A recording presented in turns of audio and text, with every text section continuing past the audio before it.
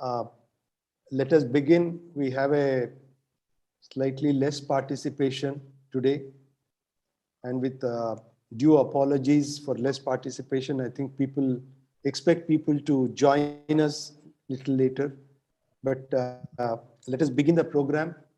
Let us begin the program with an invocation with Shanti Mantra, which is going to be about 2 minutes. Then it will be followed by the regular program. So I request Mallikarjun to kindly start the invocation.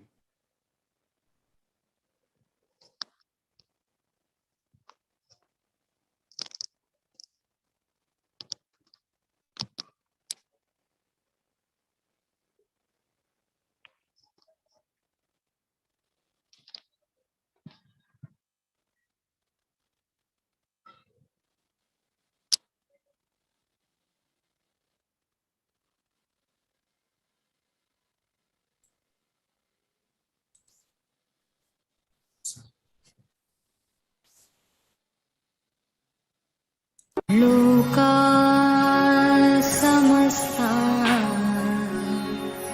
सुखिनो भवन्तु लोका समस्ता सुखिनो भवन्तु लोका समस्ता सुखिनो भवन्तु।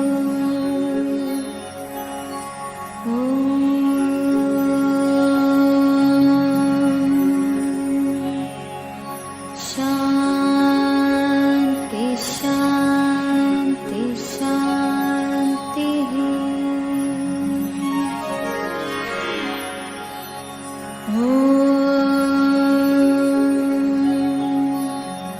पूर्णमदः पूर्णमिदं पूर्णात् पूर्णमुदच्यते पूर्णस्य पूर्णमादाय पूर्णमेवावशिष्यते।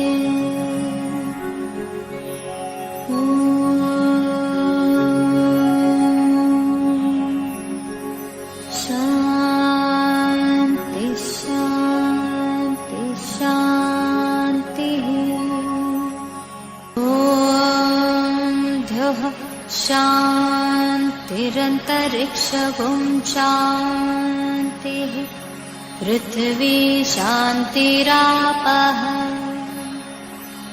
शान्तिरौषधयः शान्तिः वनस्पतयः शान्तिर्विश्वे देवाः शान्ति ब्रह्म शान्ति सर्वगुं शान्तिः शान्तिरेव शान्तिः सामा शान्तिरेधि।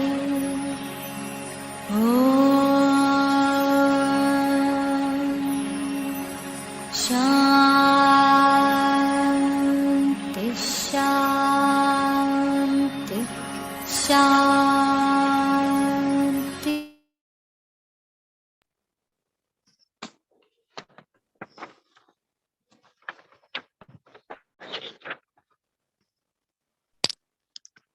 Namaste. I now request Vaishali ji to kindly introduce today's speaker. After her introduction, the floor is open to you, Srinivas ji. Then you can take the floor. Thank you. Vaishali, kindly introduce. Can you hear me? Yes, we all can hear you. Okay. Namaste, Srinivas ji. Namaste, Vaishali ji. Srinivas Mulugu is the chairman of Sri Aurobindo Society for Andhra Pradesh and Telangana states. He is based in Hyderabad. He has worked for 20 years with global telecom companies, and his last stint was as head of Nokia's internet business for India. Srinivas took retirement in his 40s to focus on his spiritual interests. Subsequently, he stayed for 2 months at Rishikesh to study Vedanta, later continued study of Gita, Upanishads, and other Vedantic works. He has completed an MA in philosophy from Osmania University. Srinivas has been a follower of Sri Aurobindo and the Mother since the 1980s and has studied many of their works. He was fortunate to receive the blessings of Sri M.P. Panditji, Champaklalji, and other disciples of Sri Aurobindo. He regularly gives talks on spiritual themes and conducts spiritual retreats for serious seekers. With these few words, I hand over the session to you. The floor is yours. Thank you. Thank you, Vaishali-ji. Om Purnamada Purnamidam Purna Purnamadachyate. Beautiful and appropriate mantra when we are here to talk about Purna Yoga. Today, we speak of Sri Aurobindo as a versatile genius. The idea is that we will try to bring together various facets of Sri Aurobindo, the various areas in which he worked, and the lasting impact he has had in each of these diverse areas. Initially, we will go a little bit chronologically. As many of you would be aware, Sri Aurobindo was sent to England at a very young age, as a child practically of the age of 5, with the idea that he should receive Western education and not Indian influence. Well, as he and his brothers struggled in England and grew up there, as a student itself, he was considered remarkable by some of his teachers. Of course, he had developed knowledge of many languages, Italian, Greek, Latin, and so on and so forth, French and English, of course. And one of his professors commented that perhaps Sri Aurobindo was the most brilliant student he has had in several decades. So it goes to show that the light was shining brightly even at a tender age when he was barely a teenager. He went on to clear the ICS examinations. Of course, some of you know that he declined to complete that process because he didn't want to be a civil servant under the crown. But again, the fact that he went on to clear the ICS indicates his own capacities at that young age. Once he returned to India at the age of 21, he was asked at that time by someone to write a few articles for Hindu Prakash, a publication out of Bombay. By that time, Sri Aurobindo had already understood two aspects: how British were treating their own citizens in England and how British were treating Indians in India.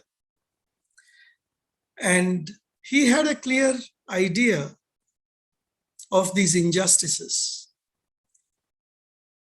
He also observed that in the Indian political scene, there were very few people who really understood what is to be done for gaining independence. So he started writing a series of articles called New Lamps for the Old in this Hindu Prakash.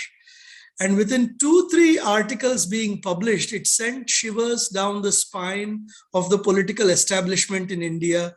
And the publisher was practically warned to let go of Sri Aurobindo. And at this age, at this time, Sri Aurobindo was all of 21 or 22 years of age. So you can see the kind of impact he started having as a, if you call this political journalism, as soon as he, started writing. Subsequently, for a decade or so, he was under the employment of Maharaja of Gujarat, Baroda at that time.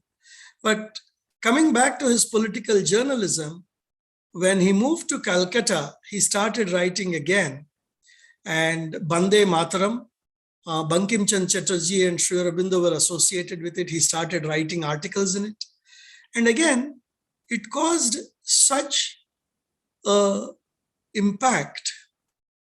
It was calling upon Indians to revolt against the British. But the nuance of the language and the turn of phrase was so powerful and yet legally so perfect that one Britisher exclaimed that what you're seeing here is sedition, but we cannot prosecute him for these words in the legal terms. So Sri Aurobindo had the craft of raising the awareness of Indians, making their blood boil at the injustices being meted out to them, and yet writing it in such a way that he could not be prosecuted for it. At one point, the articles of Bande Mataram caused such a tumult that Sri Aurobindo, Bipin Chandra Pal and others, they led a procession of close to 6,000 people chanting Bande Mataram. Sri Aurobindo called upon every house to write Bande Mataram on their front door. Eventually, the cry of Bande Mataram was banned in Barisal and some parts of Bengal. So this was how Sri Aurobindo's writings were when you just look at his work in the journalism area. Similarly, he wrote for a Bengali weekly called Jugantar. The editor was Barin Kumar Ghosh, Sri Aurobindo's brother. And so this was how his political journalism was, that it influenced, impacted, and aroused the passions of people across the country. Many people do not know that at this time, Sri Aurobindo was also very much involved in the mass mobilization across the country. He traveled 5, 6, 7 states, or what are Indian states today, whether it is Maharashtra, whether it is Gujarat, whether it is Madhya Pradesh, all these states he traveled, and wherever he went, he was received by masses of thousands who wanted to hear him. This was Sri Aurobindo in his political action. As a political thinker, he was somebody who brought out some very, very impactful lines of action which continued for decades to come. As a political thinker, you would see Sri Aurobindo calling for Purna Swaraj, complete independence from the crown, not a dominion status, not having the Union Jack on your national flag. He said, it is time for British to go.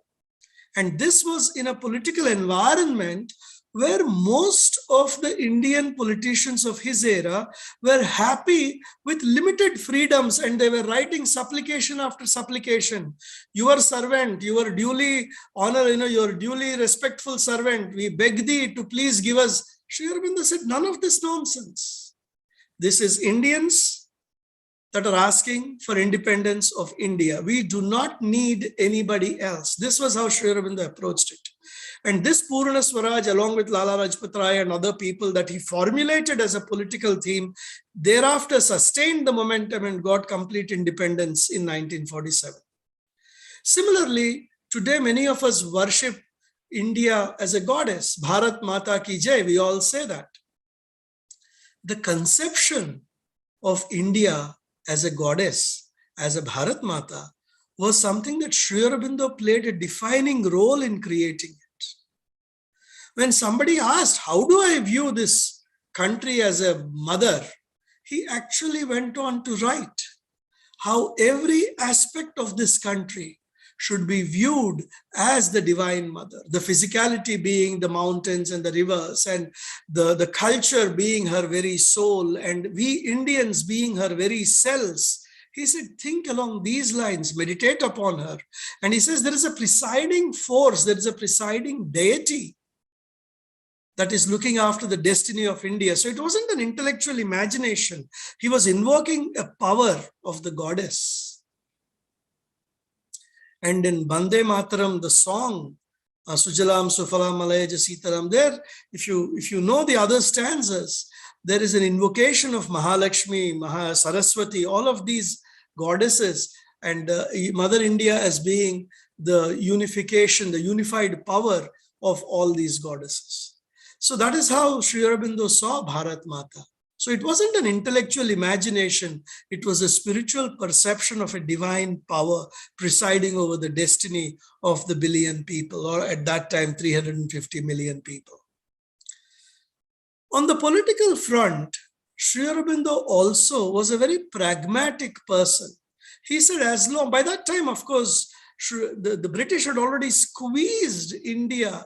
They were squeezing the lifeblood of India and Indians. Sri Aurobindo realized that economic power was what was sustaining British in India. He said, we have to bring down the economics of British existence in India, that the profit they get out of it is meaningless. How do you do it? Swadeshi movement, economic nationalism, where we boycott all the British goods. Then this was the passive resistance that Sri Aurobindo promulgated. And he even went to the extent of saying, let us boycott British judiciary and have arbitration councils of Indians for Indians.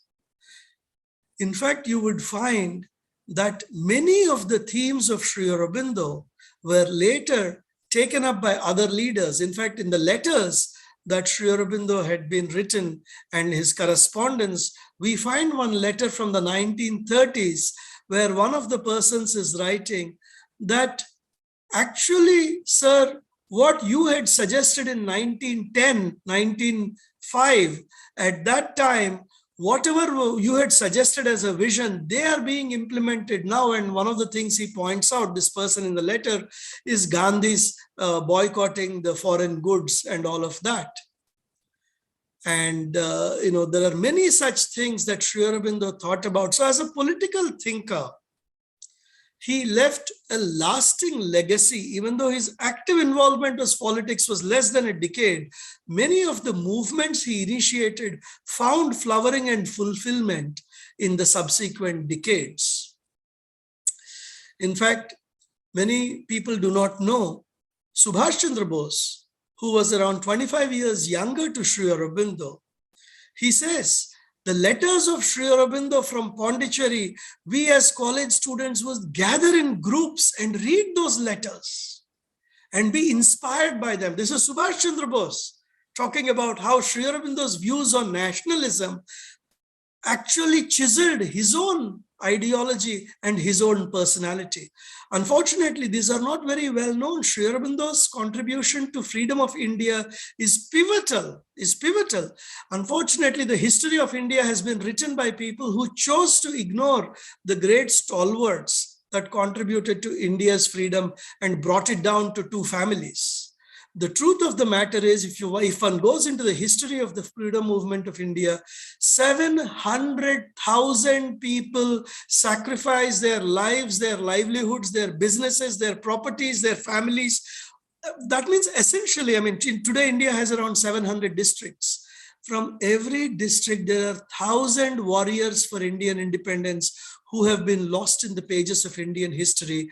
And it is no surprise that Sri Aurobindo, such a stalwart of India's freedom movement, is practically lost as well. In fact, to complete his Sri Aurobindo's journalistic work, aside from the political journalism, early glimpses of Sri Aurobindo's spiritual journalism can be seen after Sri Aurobindo came out of Alipur jail, and then he took up Karma Yoga. It is a weekly review of national religion, science, and philosophy. He didn't go into politics per se in Karma Yoga. He says we may take up the problems of India as they exist today, but dive deep first into their spiritual roots and inner causes, and then proceed to measures and remedies. So, I mean, there is a lot of journalism, the political journalism, the spiritual journalism, and one can say the spiritual journalism continued through the period of Arya, which he published after he moved to Pondicherry as well. There are many of Sri Aurobindo's primary works that were originally featured in the Arya. As many of you know, Life Divine, Synthesis of Yoga, his social philosophy, many of them will touch upon that. One other important area of Sri Aurobindo's contribution during his period in Calcutta is that as an educationalist, Sri Aurobindo wanted to formulate a national education and erase the traces of Macaulay education. We are talking of, believe me, before 1910, that is 110 years ago, Sri Aurobindo realized and saw clearly that the education system of India set in place by the British was not conducive for India's growth. Along with Ishwarachandra Vidyasagar, Rabindranath Tagore, and other stalwarts, Sri Aurobindo convened a meeting in the City Hall in Calcutta, and they called for a national education policy. Sri Aurobindo wanted to bring back all that we should have been proud about. Aryabhatta, Sushruta, Charaka, Varahimihira, all of those great stalwarts who had done pioneering contribution to various fields, he wanted to bring them back. You know, some years ago, I came across a list of 100 most influential thinkers of all times across the world. So naturally, I started browsing that list to see how many Indians were featured in that list. The first name I came across was somewhere in the list, I think 34 or 35. And it was the name of Nagarjuna. How many Indians today even know of Nagarjuna? Nagarjuna, at least by some measures, was considered to be perhaps one of the greatest thinkers of all times across the world. And we Indians don't know anything about Nagarjuna. This is the state of our education. And Sri Aurobindo gave a vision of how to bring back a national and cultural education that would allow us to be proud as Indians. Mother took it up further and modified this, enhanced it, and brought about the concept of integral education. And now today in NEP 2020, slowly, we are getting some of Sri Aurobindo's vision and thought embedded into Indian education across the country. So there is the political journalism we covered, there is the spiritual journalism we covered. We talked of Sri Aurobindo's lasting contribution as a political thinker, as an educationalist. He has given us enough to work upon, and we are still working on it 100 years later. Let us look at Sri Aurobindo as a social thinker. Now, most people, even devotees of Sri Aurobindo, rarely venture out to understand Sri Aurobindo as a social thinker. There are works, for example, Human Cycle, Ideal of Human Unity, War and Self-Determination. They point out some of the very, very fundamental issues of humanity and society that Sri Aurobindo addressed. I mean, you can talk of him taking up the fields of sociology and anthropology and actually writing about all of these aspects. In the Human Cycle, one can say it is the social manifesto of Sri Aurobindo. Initially, this book was called Psychology of Social Development. It is something that throws deep insight into the psychological and spiritual dimensions of human history and the collective evolution of humanity. Here Sri Aurobindo talks about infra-rational age, the typal age, the conventional age, the rational and individualistic era, which is where we are in right now. But he points out to the future, saying that there is a spiritual age that will dawn on humanity sooner or later. He talks about all of these things in the human cycle. It goes to the origin of humanity, to the fulfillment of humanity in this world. Then there is the ideal of human unity, which lays out Sri Aurobindo's vision for a unified humanity. The idea is humanity capable of being harmonious? What are the intrinsic tendencies of humanity and insecurities of humanity? It takes up the problem of human unity and looks at it from various perspectives. And what are the various methods by which humanity is tinkering for human unity? For example, United Nations. Today, well, why today? I mean, today we are in a war and we are all very excited about it because Russia is at war and committing some war crimes. The truth of the matter is, my friends, the similar brutalities have been going on for the last 20 years. America has been at war in Iraq. America has been at war in Afghanistan. America has been war at Syria. The same brutalities were going there. It is just that time America decided it is their war, so they just hushed it up. There was no New York Times covering the war on a daily basis and all sorts of videos being produced by CNN and BBC. The truth is, humanity has been at war for the last 25 years. We have been dropping bombs and destroying buildings. All of this has been going on for 25 years. Then comes the fundamental question. What happened to all these institutions that were supposed to protect humanity? And Sri Aurobindo has written about it in this ideal of human unity. And he provides insights for understanding societies and their evolution. Then there is war and self-determination itself. And here, Sri Aurobindo has a very simple, very powerful and insightful statement. He says, so long as war does not become psychologically impossible, it will remain. Look at the insight of Sri Aurobindo. It is not about the ability to build bridges. It is not about keeping political institutions ready. It is not about any of these external mechanisms. Sri Aurobindo says it is something that we have to psychologically be ready to drop. Only then will war become completely eradicated.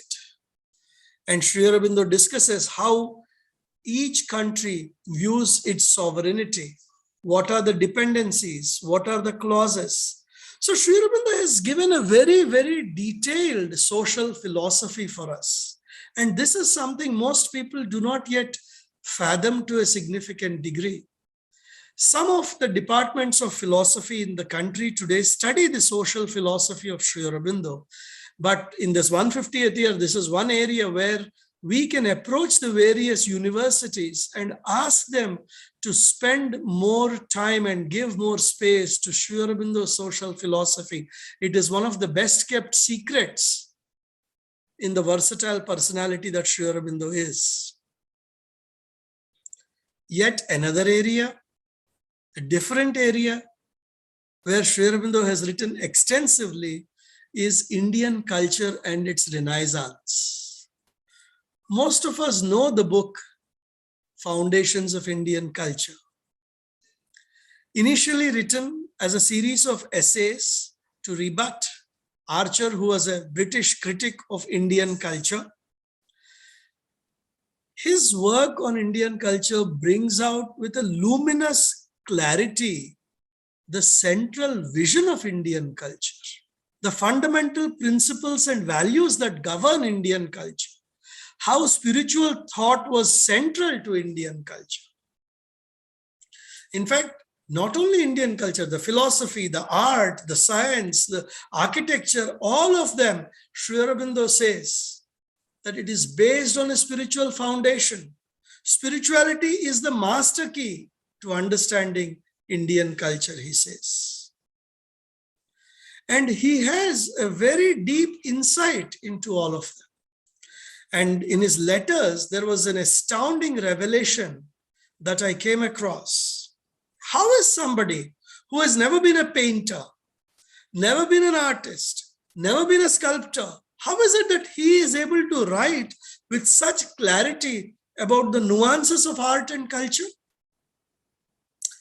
He says one day when he was in Alipur jail, painting after painting came in my vision, and I was given the aesthetic insights into understanding the field. He writes this in a letter. By then, he was already a yogi who has been practicing various yogic aspects for decades. He's already had Vedantic realizations, the vacant mind, the silent mind, the experience of the Brahman, all of these. So it is no surprise that this knowledge was just revealed to him when he was in Alipur jail. And Sri Aurobindo's writings here provide not only a good critique of Indian culture to understand or how to know how to understand it, but also it gives a blueprint for the spiritual and cultural regeneration of India in her own Swadharma. It is not about seeing a Picasso and then trying to critique an Indian artist. It is about how do we take the Swadharma of the Indian culture and enhance and regenerate the Indian culture based on that. So this is Sri Aurobindo's original contributions to Indian art and architecture. And when you read it, you see he takes the temple architecture of Sri Kalahasti. He comments about that. He talks about the temple of Simhachala. He has a photograph of it and he's commenting about it. It is a very beautiful reading, particularly those of us who are into fine arts. We should take it up. And we should also encourage all students of fine arts to read Sri Aurobindo's work on these foundations of Indian culture and Indian Renaissance. It is a very profound and beautiful work. Even those who are not into fine arts can develop a better understanding of Indian culture and its capacities, the original background where it comes from, and how to understand it and appreciate it better. When Ajit Bhai knows, I work extensively with youth. What I find is something very interesting. I ask youth, how many of you are proud Indians? So almost all of them raise their hands. Obviously, all of them are proud Indians. Then I ask them a single question, and you should try this also in your audiences when you reach out in your respective centers and branches. I ask them, how many of you, or can any of you, speak for 20 minutes on Indian art? Can any of you speak for 20 minutes on Indian poetry? Poetry of your geography. If you are from Karnataka background, can you speak about poetry or drama or theater of Kannada? Who are the prominent people in the last 100 years? And what are the famous plays? Can you understand or can you talk about the beautiful architecture of Karnataka? Belur, Halaibid, I have traveled and I have been there. Such beautiful temples going back centuries. Can you talk about any of that? Can you write poems in your own language? Can you write prose in your own language? I throw an open-ended question, and all of us should actually hold ourselves responsible that most of our next generation cannot speak on any of this for 20 minutes. Our own children cannot speak of our art, our fine arts, our literature, our architecture, nothing about India can they speak for 20 minutes. This is the situation of youth today, and we bear a certain responsibility of awakening in this aspect. And perhaps one of the takeaways from this talk can be that we can encourage them to understand Indian art and architecture, so that when they say we are proud Indians, they are not saying I have a brown color skin, therefore I'm a proud Indian. I am a proud Indian because I am proud of my culture's achievements going back 5,000 years. Then let us take up another aspect of Sri Aurobindo in terms coming closer to the Sanatana Dharma. Now, visualize this. Here is someone who has spent 22 years in England and has come back. And he has been brought up with the explicit instruction not to be exposed to Indian culture. He comes back to India at the age of 21. And what does he do? He starts deep diving into Indian languages and Indian culture and Indian literature and Indian scriptures. One of Sri Aurobindo's cousins comments that our brother used to come home for his vacations and we would think he would bring us all gifts, but when we opened his trunk, it would be full of books. And this was at a time when Amazon did not courier books to you. So getting good books was also a challenge. In 1857, after India's first war of independence, British banned Sanskrit publications and discouraged publications in local languages. So even getting good books was difficult. Sri Aurobindo studied the Vedas, the Upanishads, and so on and so forth. And again, just imagine somebody who has been denied understanding his own mother tongue starts giving original insights into understanding Vedic imagery. His writings of Vedas and Upanishads, people who spent lifetime studying it suddenly say that here is someone who is actually giving us the authentic key to the imagery of the Vedas. What can one really say about Sri Aurobindo? Isn't it astounding? Kapali Shastriyar, who was one of the people who comes from this background where he was, initiated into Sri Vidya at the age of 6 by his father, and he was already a poet and a scholar.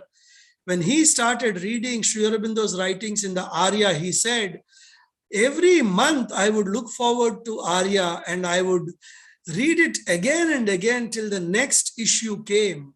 And he was talking about how Sri Aurobindo's insights into Vedic knowledge and Vedic scriptures helped him understand. And here is a Vedic scholar who has received the traditional knowledge. And in Pondicherry years, Sri Aurobindo took up some rigs of Rig Veda and started translating them. They came out in this beautiful book called Hymns to the Mystic Fire. And many people have drawn inspiration from it, particularly when we find our aspirations sagging. Just reading Hymns to the Mystic Fire actually is a beautiful way to rekindle the fire of aspiration in our hearts. When he was writing his commentary on these Vedic hymns, the mother said, when I went to Sri Aurobindo, I saw Agni standing there. Agni manifested when Sri Aurobindo was writing Hymns to the Mystic Fire. Similarly, other goddesses like Ila, Saraswati, some of these Vedic goddesses were supposed to be in his atmosphere, and he had a subtle vision to perceive them. So one can understand the literary capacities of Sri Aurobindo, but even more the spiritual power and the mystical capacities which manifested in Sri Aurobindo. Many of you in Bangalore in particular would know that one of the people from Sri Aurobindonian ecosystem who received Padma Shri was Sri R.L. Kashyap ji in Bangalore, Sri Aurobindo Kapali Shastriyar Institute of Vedic Studies, Sakshi. And he has taken up the work on the lines of Sri Aurobindo's writings on Rig Veda and brought out with this insight a beautiful series of books. I would encourage all of you to pick up his small books on various aspects of Vedic culture, Upanishadic culture, stories from Vedas, and give it to the youngsters. Who are the Vedic deities? What do they stand for? It is such a beautiful and simple collection. It is really beautiful reading. And he is someone from our own ecosystem. It would support him, not that he explicitly asked for any support, but it would be us who would benefit even more that we can provide this knowledge in the light of Sri Aurobindo to the next generation. So this is Sri Aurobindo. We will again come more to the mystical and the Vedic side and the spiritual side of Sri Aurobindo. Another aspect of Sri Aurobindo, which is very profound, and we would be really doing injustice if we did not touch upon it, is Sri Aurobindo as a poet. When we talk about him as a multifaceted genius, versatile genius, which facet can one say stood out in prominence? Luckily, one of the disciples asked him, you've done so much work. You're a poet, you're a philosopher, you're a thinker, you're a political active, whatever. All of these things. How should we define you? He said, first and foremost, I am a poet. First and foremost, I am a poet. We should understand the profundity of comment that Sri Aurobindo made.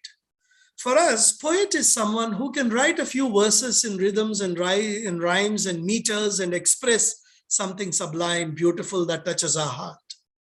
But when Sri Aurobindo says first and foremost, I am a poet, he is not referring to poetry.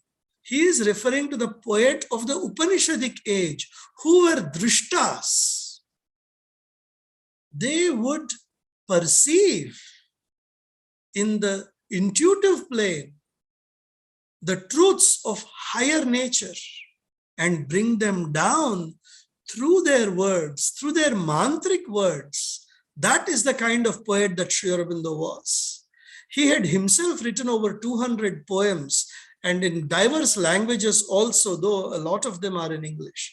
And of course, poetry of Sri Aurobindo would be incomplete. Any speaking of it would be incomplete without reference to Savitri, which at 24,000 lines stood as the longest poem or one of the longest poems in English in free verse.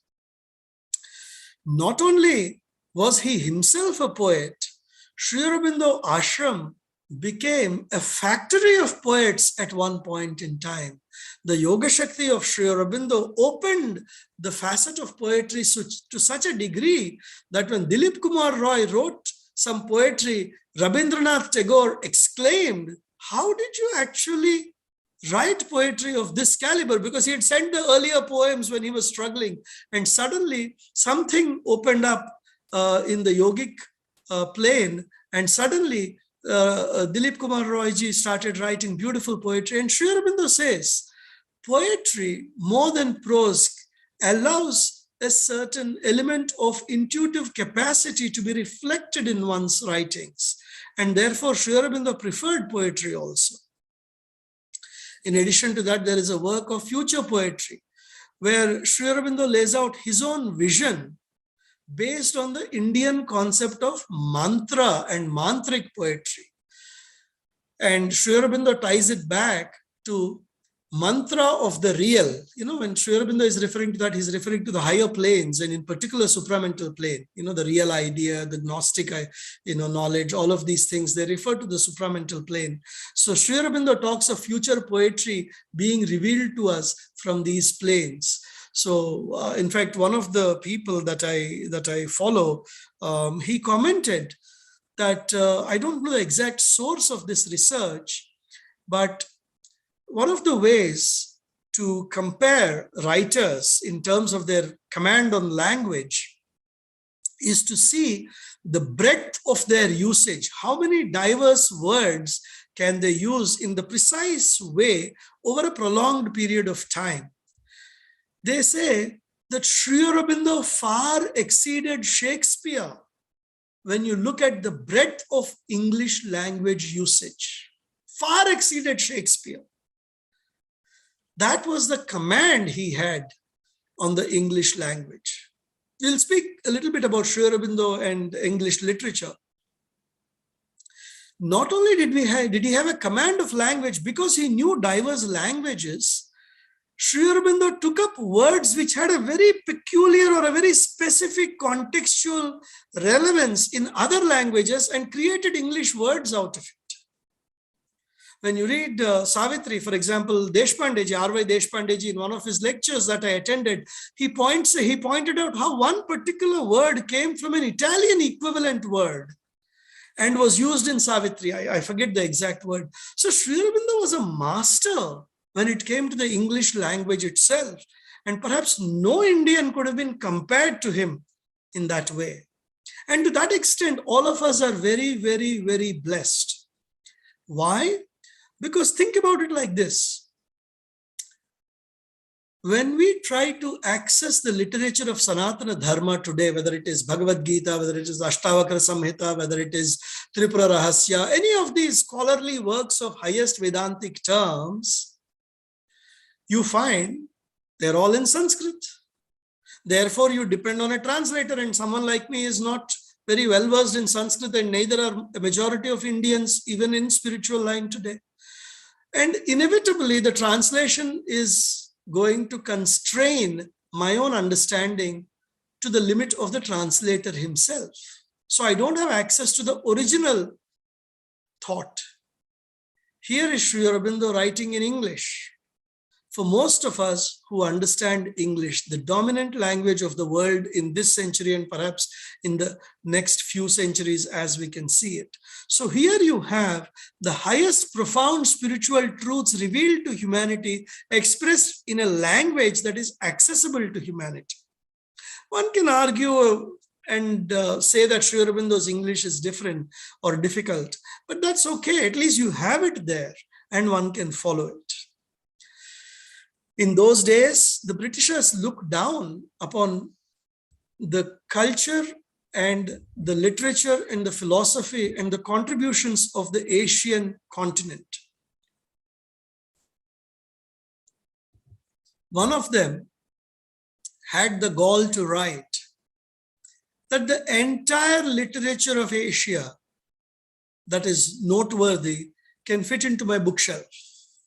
I mean, look at the audacity, or we all know it was a belittling approach that they decided to take to ensure that the native cultures were subdued. And during that time itself, when Sri Aurobindo wrote his magnum opus Life Divine and subsequently his other works, Britishers, some of the Britishers at least, exclaimed, "Can a man write like this? Is it even possible for a man to conceive of a vision of this nature? To talk about evolution of man and talk about the coming man in terms of evolution of consciousness and the manifestation of the supermind and give an optimistic outlook to the evolution of humanity. Is it even possible?" This was what eventually some of the Britishers had to acknowledge. And this is Sri Aurobindo as a linguist and Sri Aurobindo as an English literature. And continuing further, we will talk about Sri Aurobindo as a philosopher. I mean, look at the number of facets of Sri Aurobindo that we are covering one by one by one by one. As a linguist par excellence, poet par excellence. If you look at Sri Aurobindo as a philosopher,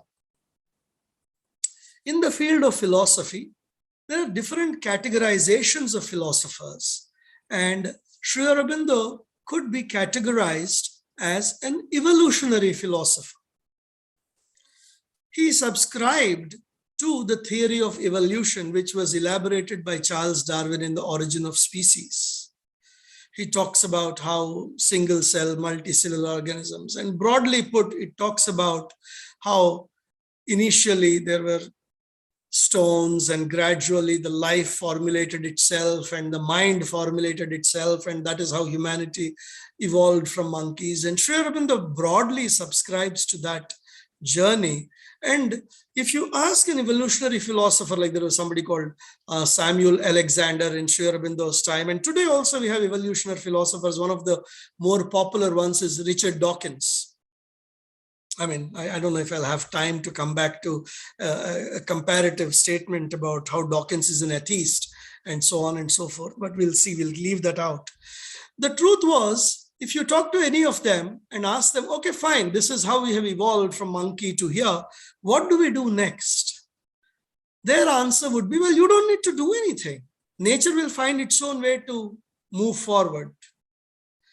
This is where Sri Aurobindo, as an evolutionary philosopher, brought in the yogic aspect and said, evolution can be compressed into one lifetime through yogic means and psychological modifications, where man can open himself to higher levels of consciousness, and the higher levels of consciousness can descend into man and accelerate evolution.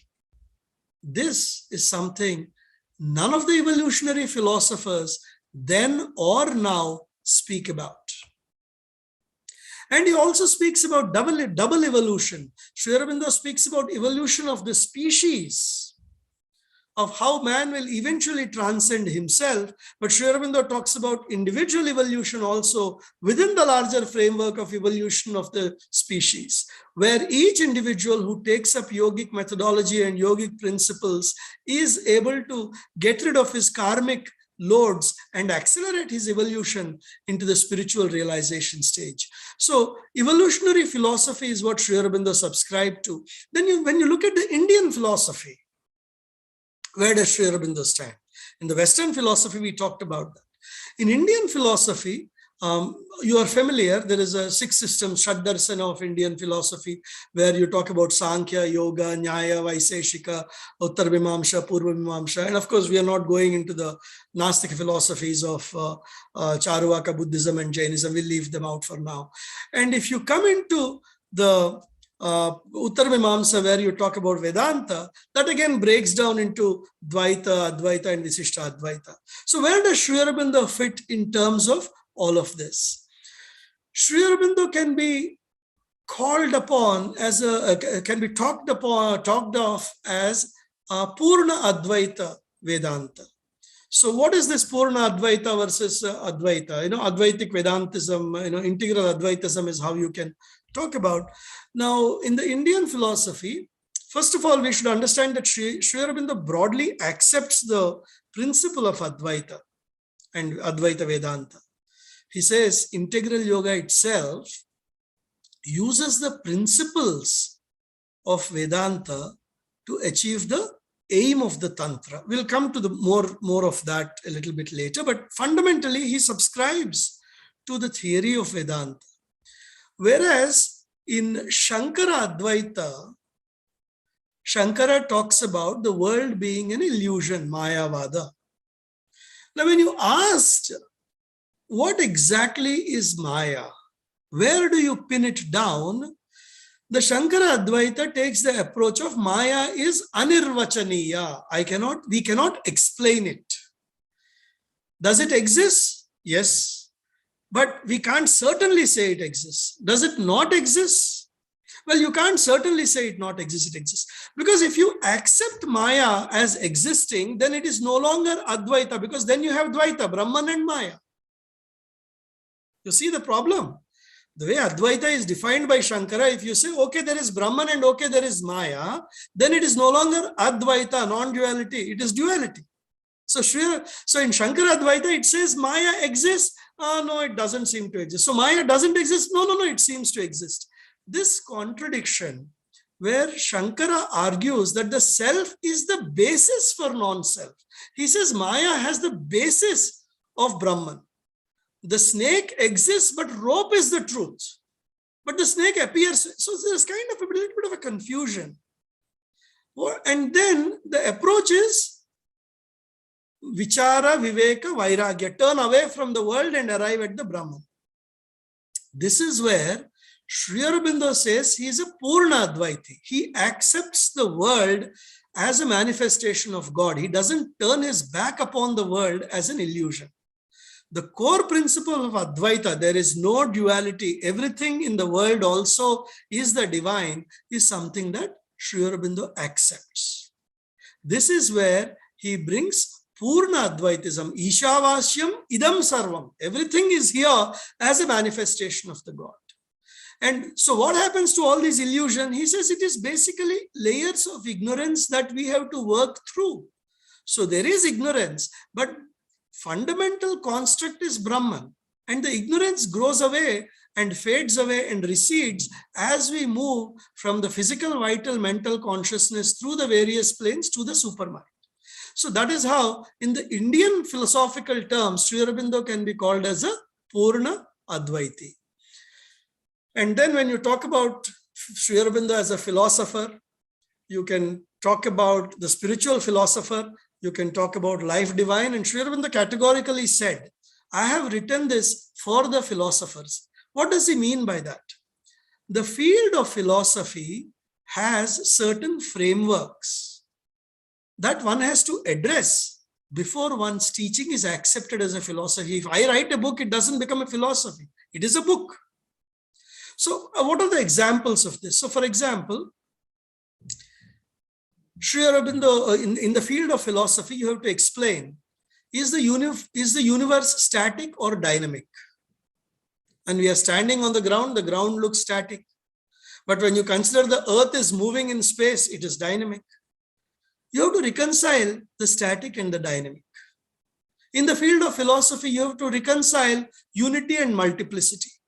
Is there only multiplicity or is there only unity? Or is there a mixture of unity and multiplicity? This is where you talk about all of these external manifestations, Purusha and Prakriti. And for example, another framework is you have to explain man, nature, and God without contradiction. Jiva and Jagat and Paramatma. Jiva, Jagat, Jagadishvara. Pashu, Pashupati. And you have to explain all of these in various philosophies. So Sri Aurobindo has written Life Divine, Pashu, Pasha, Pashupati. So that is the three aspects there. In all of these philosophies, you have these three aspects coming in. So Life Divine takes up these aspects and expounds them at the point of view of philosophy. In fact, if one reads Shankara Advaita and then reads Life Divine, one can understand some of Sri Aurobindo's counters to Shankara Advaitam in a very detailed way. If one doesn't read it, then you don't understand why has Sri Aurobindo written all this. So there is a huge volume of work in the spiritual philosophy of Sri Aurobindo that we need to understand. That is another aspect of Sri Aurobindo. And one of the last aspects of Sri Aurobindo I will touch upon is Sri Aurobindo as a yogi. Now, what can we say? I mean, in the interest of time, I'm trying to bring together in 5 minutes the entire philosophy of integral yoga. Because that is another profound aspect of Sri Aurobindo. How can we not talk of Sri Aurobindo? In fact, I left it for the end because that is the most profound aspect which all of us have come together for. Sri Aurobindo as a yogi. First of all, Sri Aurobindo has talked about synthesis of various disciplines. Karma yoga, Jnana yoga, Bhakti yoga, he brings all of them together. And he says all these paths add value to the growth of a person. Each path may appeal to the temperament of the person. Each person's temperament is different, and based on the temperament, that path may suit him. It is also possible in the journey of one lifetime, a person may grow from one path to another path. And then he talks about how if one genuinely pursues any single path, eventually the fruits of all other paths also manifest for him. For example, he talks about how in Jnana Yoga, you pursue the path of Jnana Yoga and arrive at realizing the divine, the Brahman, the Lord of the sacrifice, being everywhere. You see him everywhere. He is a part of you. He is a part of the other person. He is a part of the process of doing any work. And then he says, this is the highest realization of Jnana Yoga. But then once you see him everywhere, how can you even not have the bhakti element come out and spontaneously offer yourself at his feet? So he talks about how the Jnana Yoga realization eventually helps in the rasa of bhakti and culminating into the fruit of bhakti yoga. Like that, he explains all of these various paths and synthesis of these paths. Then I talked about earlier how integral yoga, Purna yoga, talks about the method of Vedanta with the aim of Tantra. Now, many of us think, and there's a beautiful passage of Sri Aurobindo, we all, every disciple and every devotee should be proud of his guru. So this famous statement of Sri Aurobindo, my yoga begins where other yogas end, we feel that just because we are reading Sri Aurobindo, we are already beyond all the other yogas. There's a beautiful letter of Sri Aurobindo to one of his disciples. He says, how can you assume that all these other paths are inferior? Do you realize how much work and how much effort and sadhana is involved in realizing the Brahman of the Vedanta? How can you strike them off in one sentence saying that those old yogas? The method of Vedanta for all of us means that vichara, viveka, vairagya, constant discernment, constant inner renunciation, constant moving away from the ego into a part of self-effacement. This is the journey of all of us who have subscribed to Sri Aurobindo's integral yoga. In fact, one of the teachers in Rishikesh told us that even something as basic and fundamental as yama and niyama, where Patanjali's Yoga Sutras begins, ahimsa, satyasteya, brahmacharya, aparigraha, Saucha Santosha Tapaha Swadhyaya Iswar Pranidhana. He says just these 10 principles can be a sadhana of a lifetime. How many of us can really say we are non-violent in our thoughts, that we still don't have jealousy? I see it everywhere I go, and I'm sure you see it too. So method of Vedanta would mean that we have to wipe our slate clean from all of these things. Kama, Krodha, Mada, Moha, Matsarya. This is the path of integral yoga. The difference is in the second part, the aim of Tantra. What is the aim of Tantra? Aim of Tantra is bhukti, fulfillment, enjoyment. What? Of the highest order in this world. So we don't reject this world. We enjoy the air conditioning, which we very much need in the summer. We enjoy the mangoes that we very much feel that is the best gift of the summer.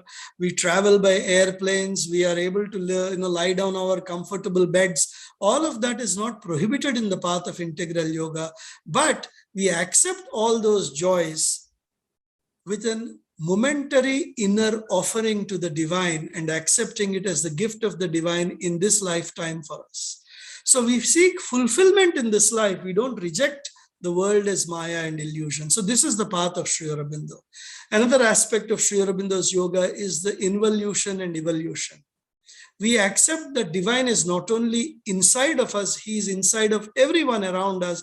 And it is through that process of involution, the divine has come down, and that is how the evolution is progressing. Ascent and descent, both of these.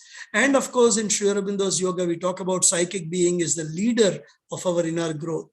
So in a way, Sanatana Dharma is not static. Sanatana Dharma is dynamic.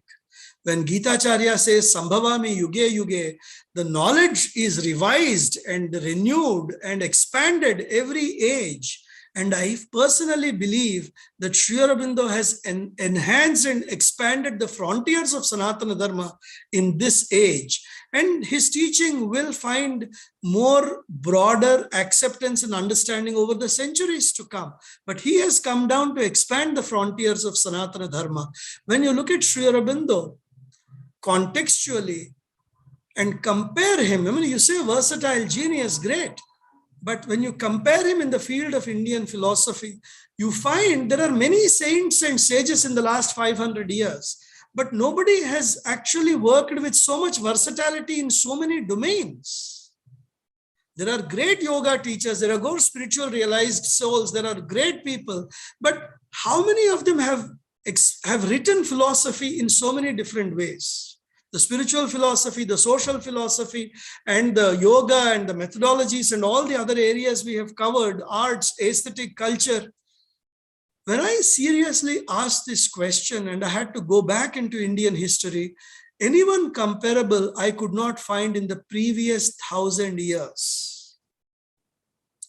1,000 years before Sri Aurobindo, there was a Kashmiri saint called Abhinavagupta who wrote on a diverse set of fields. He wrote on Tantra, he wrote on Kashmiri Saivism, he wrote on poetry, he wrote on dramatics, he wrote on Natya Shastra. So like that, he had written on a variety of ways. That was 1,000 years before Sri Aurobindo. And the tragedy is 75th year of independence today, most Indians don't know who Sri Aurobindo is. And this is the work that is cut out for us in this 150th year of Sri Aurobindo. We have to probably understand that we have, and we as in the people who are on this call, we are the inheritance of, to use Sri Aurobindo's word, the patrimony of Sri Aurobindo. He has given us this as his children. We have received this bounty and we should be worthy of it. And one of the ways to be, first way to be worthy of it is doing the yoga and being a sadhak in the line of integral yoga, wherever we are, to the limited extent we are. But equally so, letting the world know that such a great person has existed very recently, expounding on so many different dimensions and bringing to humanity an optimistic vision of human future and how there are these wonderful contributions he has made from which they can enrich their own lives. So this is the work that is cut out for us, and let us all use this 150th year as an opportunity to take this work forward and spread our wings far and wide, travel to various districts, travel to various schools. I was very happy to hear Ajit Bhai say that we have this essay competition at a state level.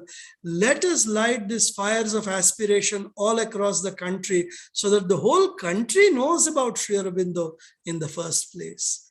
So my friends, I think with this, I've kind of tried to cover a variety of facets of Sri Aurobindo, not exclusively focusing on any single one of them, but hopefully doing justice to this vast subject of Sri Aurobindo, a versatile genius.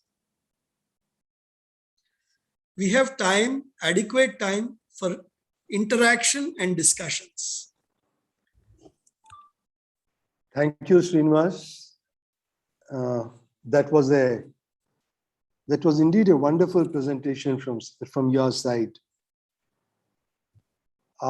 Within 60 minutes, covering the Sri Aurobindo's life is something like standing in front of Mount Everest and asking, or to climb the Everest, reach its top and then coming down.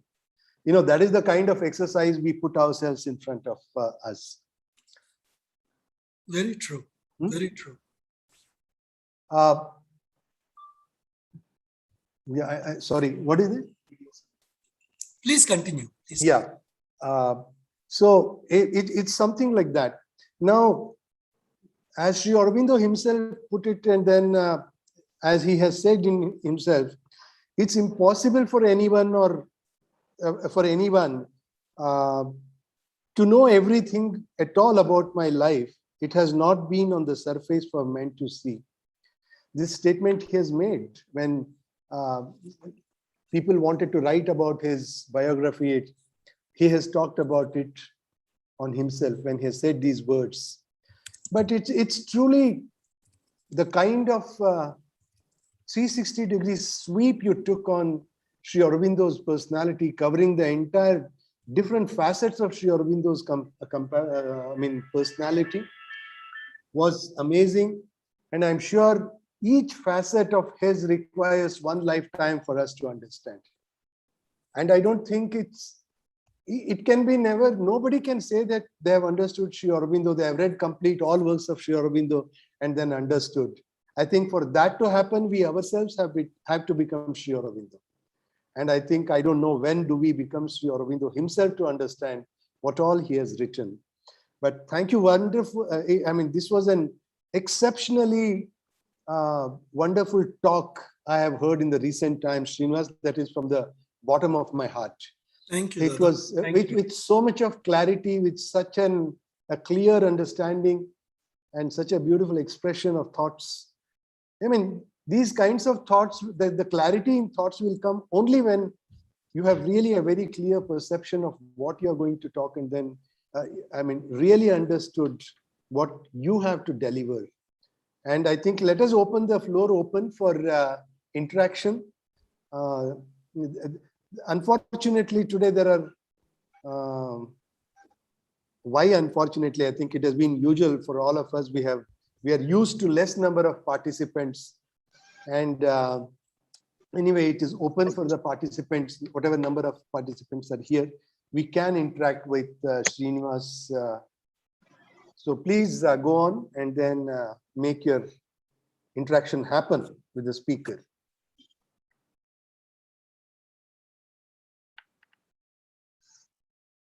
Hello. Yeah, please say your name and I think introduce yourself, and then please. I'm Rajashekar Adkanavar, sir. I'm from Bagalkot. Now I'm speaking. Currently, I'm in Pune for the last couple of days. I'm a great admirer of Aurobindo and the Sweet Mother. I have fallen in love with Aurobindo when I first participated in a essay competition way back in the year 1975 as a student of Bashveshwara Science College. I won the prize, first prize. Thereafter, I forgot him soon afterwards. And I was not a spiritual student either later on. For a large number of, say, 2 decades or so, I did not believe in theism at all. But later on, it is a God's way of turning a U-turn. I'm now deeply into spirituality, and a lot of things have happened in my life. And now I am with Mother and Sri Aurobindo ji. I'm now a student of Sri Aurobindo's philosophy and Mother's loving works. Thanks to my Adhyatmic sister Umaka Shirshi, who has been a great force behind me to bring me into this life. Sir, as a student of Aurobindo, I admired the way Sri Srinivas dealt with all the subjects, very beautiful. And I felt happy to know that Sri Sabnis sir, the president of Karnataka Society, is conducting essay competition. Sir, in all humility, I would like to say, as a lover of Aurobindo, as Aurobindo-phile, we have thought of conducting essay competition, elocution competition, even drawing and painting competition, and even a quiz also. Even essay competition alone will not help. Quiz will be of better capacity, because children will have to go deeper to attain a quiz to participate. Sir Rajashekar sir, I think let us restrict to the discussion of the topic today. Okay, sir. Okay, yeah, okay, and okay. about the essay competition. I'm sorry I drifted. And all the programs, what you are saying, definitely are most they may be on the agenda of the society. Okay, sorry. Yes, and Karnataka, they're all, every Yes, state sir, is working on that. Let us not deviate from the topic, because the flow has been so wonderful by Srinivas. So let us not deviate from the topic. Let us restrict to the topic. Yes, sir. And my request is, whenever we refer to Sri Aurobindo, it is always Sri Aurobindo and not just Aurobindo. Yes, sir. Yes, sir. Sri Aurobindo, sir. He is an ocean. He is a mountain. Very true. He is a sky. Unlimited, infinite sky. Very difficult to piece together. And I'm a lesser mortal. I leave it to you open, sir. Thank you very much for giving the opportunity, sir. Thank you, Rajashekar. Love you, sir. Love you. Thank you.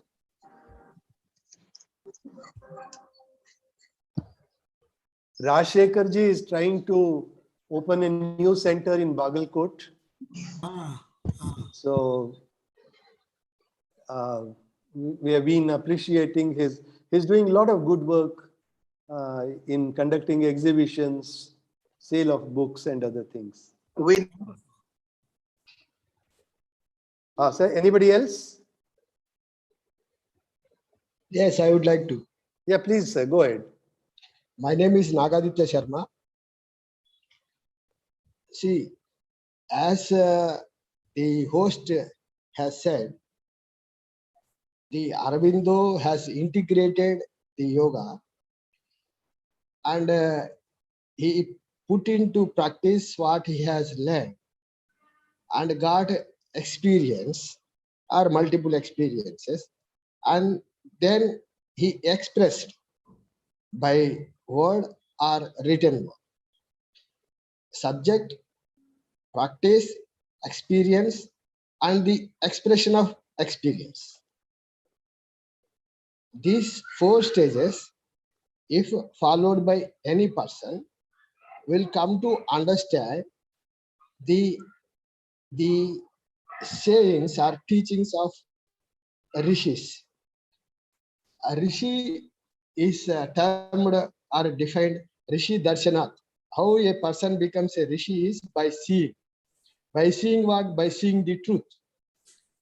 So as the host said, there are teachers who have expressed their insights and wisdom from different perspectives and through the visions or insights they gave.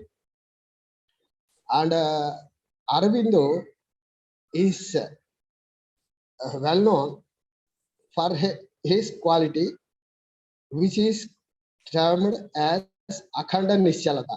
The host has really pointed out this thing, whether it is static or dynamic. You cannot have one thing divorced from the other because they become substratum to each other. If you want to walk, you need some support. You are walking on the earth, so you need support. And only having earth without having something to walk on it is also not going to support any purpose. It won't serve. So the integral, the word used is samagra. Samagra means you are not avoiding anything, or you are not trying to vouchsafe or take a side of something. That is human being, physical, mental, emotional, energy. These 4 are integrated and then becomes one unit. That unit is really what is the case for study. If you understand one unit, you understand all the other units. If you know how to build a car, you know all the cars of same brand or maybe other variations. Similarly, he put in a nutshell, all the saints are doing human service and the followers are trying to understand the gist of their teachings in the light of other sciences carried by Thank you, sir. any kind of all saints of all denominations. Thank you. Very, and very namaste. kind of you. Very kind of Namaste. you. Namaste.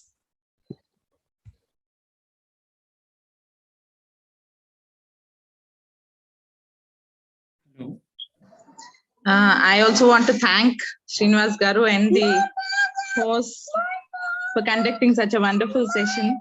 I especially like the part about Advaita and Purna Advaita that you have said and related it to Sri Aurobindo's life divine. It was very enlightening for me. So thanks a lot for the session. Thank you, Andika Masuri. Thank you. Nice to see you again. Thank you. Hello. Hello. Yes, please go ahead. I am Kulkarni, Puttu Kulkarni.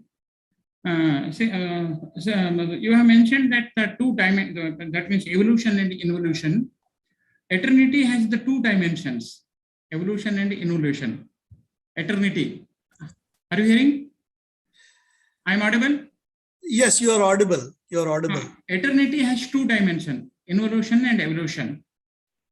Sometime revolution will be there, may be there, but if the revolution means it is not an explosion. It will not accidentally, it will happen. Sri Aurobindo mentioned that the revolution through the avatarana and arohana. While studying or following Sri Aurobindo's particular Purna, you have mentioned that Purna Advaita, but I consider that it is the Purna Yoga Advaita. Purna Yoga Advaita. Is it possible to use the word Purna Yoga Advaita instead of Purna Advaita? Because 3 years back, I presented that paper, Purna Yoga Dvaita, that the life is divine, but death is divinity. Avatarana and Arohana, it's two dimensions are there for Sri Aurobindo's expressions also. So instead of using, is it possible to use the word Purna Advaita, Purna Yoga Dvaita? Perhaps This your is my point, question. I don't know if there is any contextual limitation on it. One can do that. One thing I will point out, based on the usage of the terms, involution and evolution go together. And you have used the word eternity. There is also a set of words, 2 words, that Sri Aurobindo uses to describe infinity. Now, in the human understanding of experience, as human beings, we experience the world in time and in space. So eternity refers to the time component where there is no beginning and no end. That is what we call eternity. Yes. And then on the space component, similarly, where there is no beginning and no end, we call it infinity. So as one reads Sri Aurobindo, one sees these 2 words, but one should understand that based on the context, why he is using infinity in some places and why he is using eternity in some places. When we understand that, we understand his expression a little more and understand what he is trying to say a little more. Definitely. So I think, and as far as your comment on, can we call it Purna Yoga Advaita? I don't see a reason why not. I don't see a reason why not. Pardon, please repeat it. One can use this word, Purna Yoga Advaita, but one can also note that for a long time now, the word Purna Advaita has been used for Sri Aurobindo's integral yoga almost for decades. And there are many works referring to his yoga as Purna Advaita. But one can always, add the emphasis of yoga also if one feels that is important. Advaita is equal to Purna to some extent. I'm not particular about that one. Advaita is equal to Purna, but not necessary. I just pointed out in my talk. If it is through yoga only, through Purna Yoga only, is it possible to pulse with a particular philosophy of Sri Aurobindo? That is my study system. Right, I'm studying in that line only. Right. Perhaps these are semantics that can be explored further. These are semantics. We can look at exploring them further. I don't know a rigid direction for it. One can use these terms in a way that one sees fit and meaningful. Okay. Thank you, sir. Thank you. Thank you. Please, next one.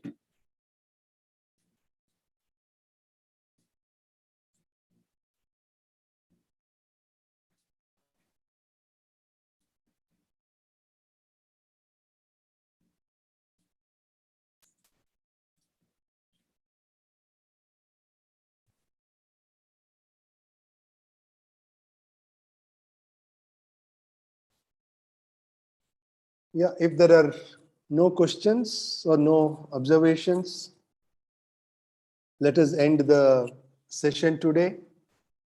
Srinivas Mulugu is available for us for any further interaction also. If some of you would like to get in touch with him, kindly get in touch with us. I'll share all his contacts and other things so you can further contact him and then get certain clarifications. So will that be, I have said it on your behalf, Srinivas, so I presume you No, have it's absolutely fine, Ajit Bhai. In fact, first of all, thank you for having me here. And it was good to be with all of you and the Karnataka team. And I'm sure all of you know that many people across the country associated with Sri Aurobindo are trying to use the 150th year as an opportunity to spread his message far and wide. In that context, if I can assist any of you in any way, please do not hesitate to ask. I'm very much accessible, as you know, through Ajit Bhai. There's no problem. In fact, if any of you find that this material is useful to you, reach out to me one-to-one. I'm more than happy to even share, provided it is actually meant for going out there and doing more work. You know, I don't want to fill your libraries, but I certainly want to make myself available in any work that is done, being accessible to all of you, so that we can spread the message of Mother and Sri Aurobindo more far and wide. So in that context, Ajit Bhai, what you have said is absolutely fine. Thank you. Thank you. I think, of course, Rajshekhar ji is asking your contact number in the chat box, but I'll provide your number to him. Great, great. And the mail also. Yeah. Rajshekhar, you can collect it from me, sir. Isko bodu ನೀವು ಆಮೇಲೆ ನನ್ನ ಹತ್ರ ಅವ್ರ number. Yeah, I think. Thank you, sir. Yeah. So thank you, Srinivas. Thank you for your time. And everyone, thank you Namaste very to all. much. Namaste to all. Namaskar.